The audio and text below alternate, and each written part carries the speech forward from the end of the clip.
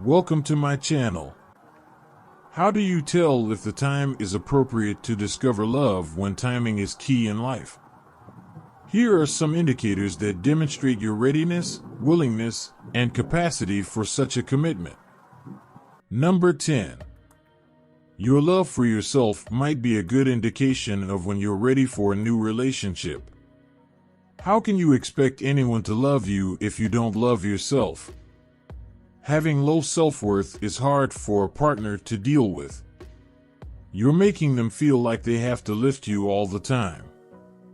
When you constantly feel bad about yourself, it can cause your partner a lot of problems, like jealousy and false accusations.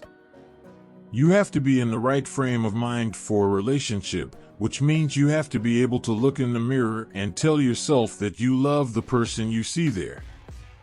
Number 9. Don't settle for less. You are accustomed to operating alone, and you would much rather be by yourself than with a sad person. You've gained the assurance that you don't need to settle because you can achieve your goals on your own. You are not in a desperate situation, therefore you won't choose someone who has no direction in life. When it comes to love, people do strange things when they are desperate. How often have you seen a friend or family member in a bad relationship that they won't leave because they don't think they can do better? You've finally reached a point where you're sure enough of yourself to know what you want and not settle for less.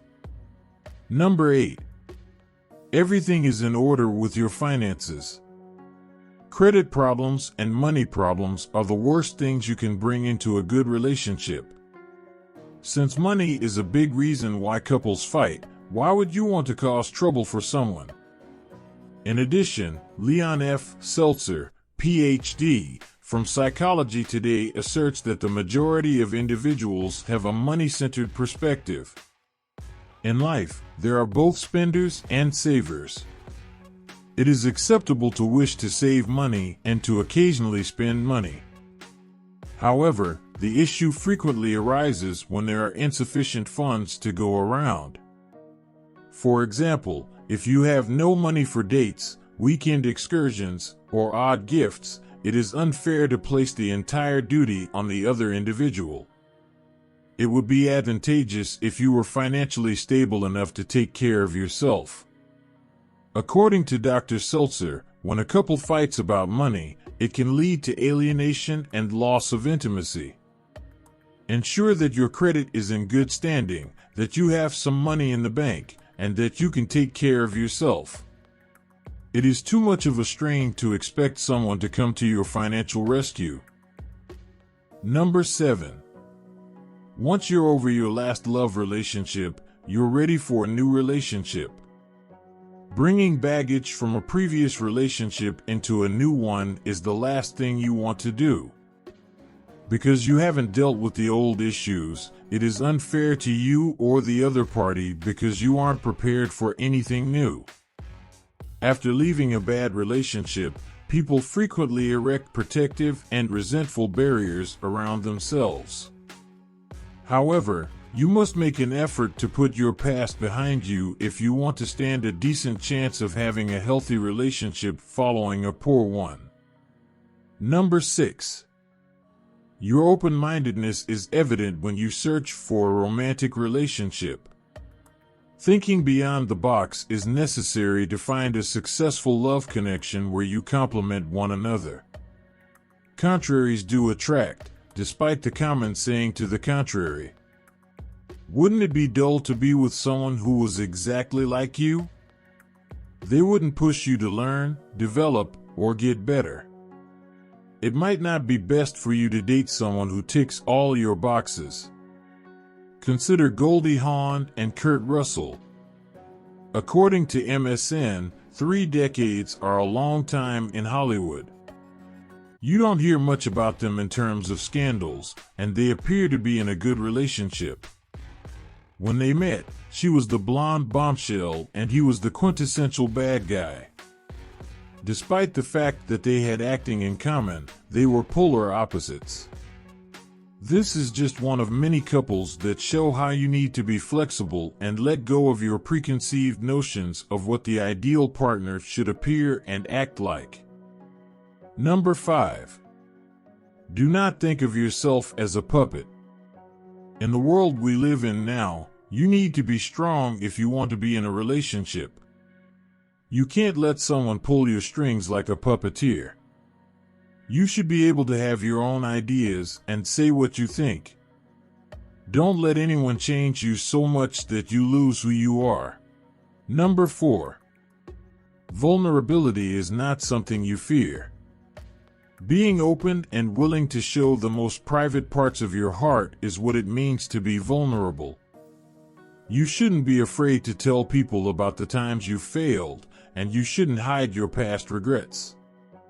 You don't have to tell all of this on a first date, but you should be willing to open up in a way you don't with everyone. Number 3. Willingness to take a risk in your love relationship. Dating and discovering true love are no different than playing blackjack at a casino. You could lose a lot, but you also could win the lottery. But if you don't take a chance and put yourself out there, you'll never know how much may be yours. Number 2. Intimacy isn't the only thing on your mind. Some people don't want to be in a relationship, but they do want to be close to someone. They do better with one-night stands or relationships that are more like friends with benefits than with long-term relationships. In fact, some people get really scared when they hear the word commitment. Make sure what you desire is a true love relationship and not just a chance contact with someone intimate. If all you want is a passionate night, it wouldn't be fair to someone hoping for more. Number 1. Anyone can save you, but you don't need anyone to do it. You're not ready for a new love if you're waiting for someone to come in on a white horse and save you from your crazy life.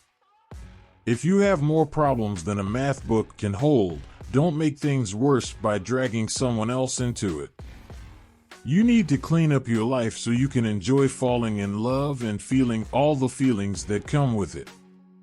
If you're having trouble with money, fighting in court, having major health problems, or having other problems in your life, it's probably not the right time. Now, that doesn't mean that people don't find each other and save the day by helping each other. Just remember that life isn't always like the stories you read as a child. You'll kiss a few toads for every prince or princess you meet along the way. So don't be like Sleeping Beauty and wait for one last hug from the prince to wake you up.